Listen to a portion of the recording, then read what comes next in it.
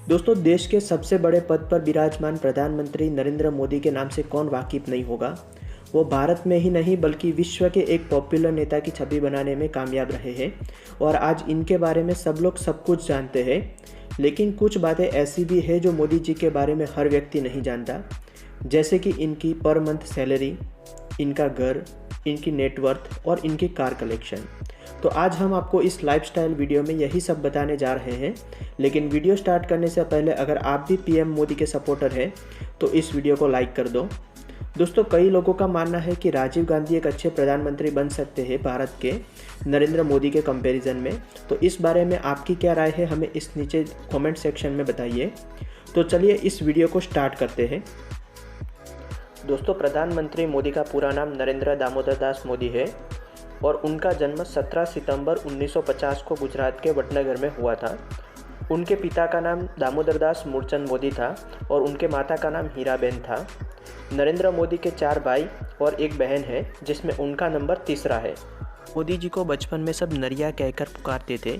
मोदी जी के पिता railway station पे चाय की दुकान लगाते थे। मोदी जी भी उनके पिता की चाय की दुकान पे उनका हाथ बटाते थे।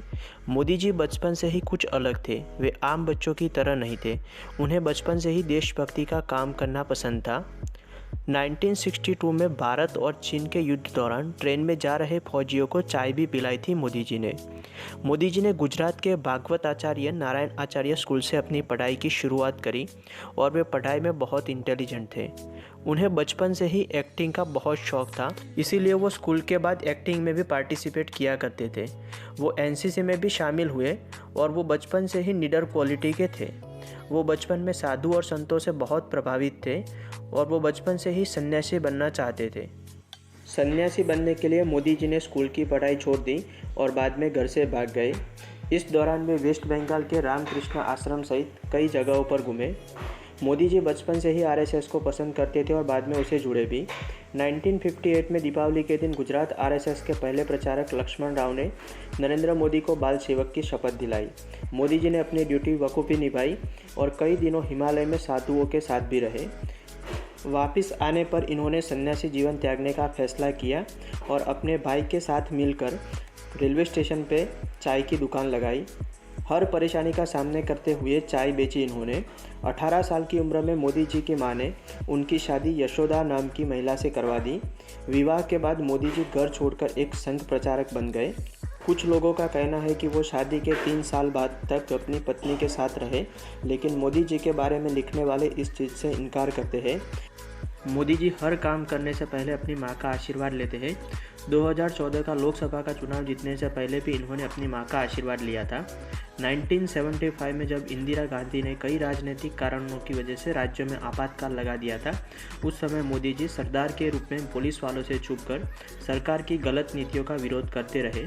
मोदी जी आरएसएस के बहुत ही मेहनती कार्यकर्ता थे।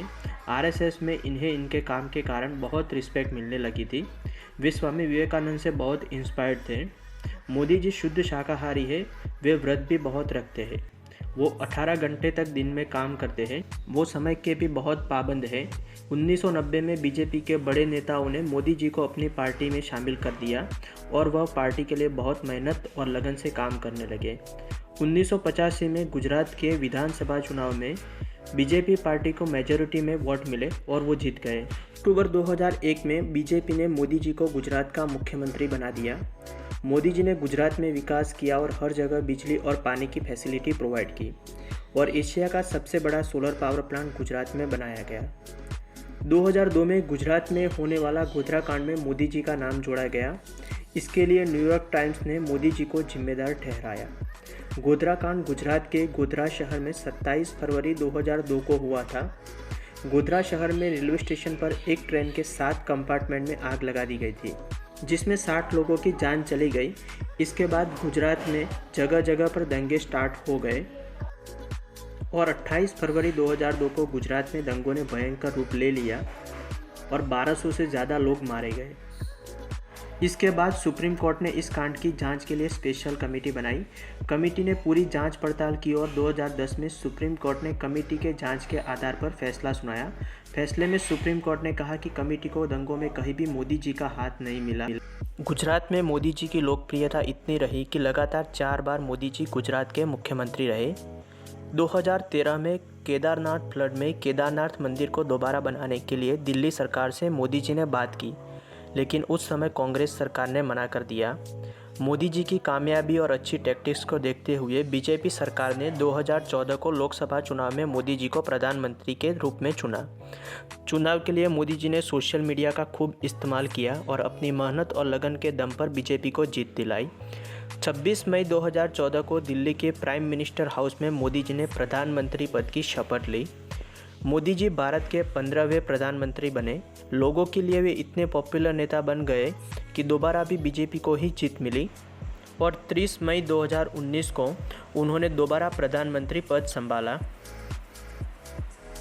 दोस्तों, अब बात कर लेते हैं उनके परिवार की। मोदी जी के पिता का नाम है स्वर्गीय दामोदर दास मूलचंद दास मोदी और उनकी माता का नाम है स्वर्गीय हीराबेन मोदी। उनकी पत्नी का नाम है यशोदाबेन मोदी और उनके सबसे बड़े भाई का नाम है शोमाबाई मोदी और उनके बाद उनके बड़े भाई का नाम है अमृत भाई मोदी और उनके बाद छोटे भाई का नाम है प्रहलाद मोदी और उनके सबसे छोटे भाई का नाम है पंकज मोदी और उनकी बहन भी है जिनका नाम है वसंतीबेन मोदी।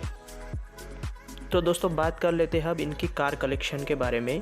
इनकी कंप्लीट कार कलेक्शन की प्राइस 10 करोड़ से भी ऊपर है। इनकी पहली कार है रेंज रोवर सेंटिनियल और इस कार की कीमत है 4 करोड़ रुपए।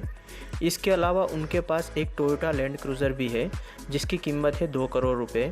नरेंद्र मोदी के पास एक BMW 760 Li भी है जिसकी कीमत है 80 लाख रुपए। इनके पास एक ऑडी A8i भी है जिसकी कीमत है 90 लाख रुपए और इनके अलावा इनके पास एक मर्सिडीज बेंज S क्लास भी है जिसकी कीमत है 70 लाख रुपए।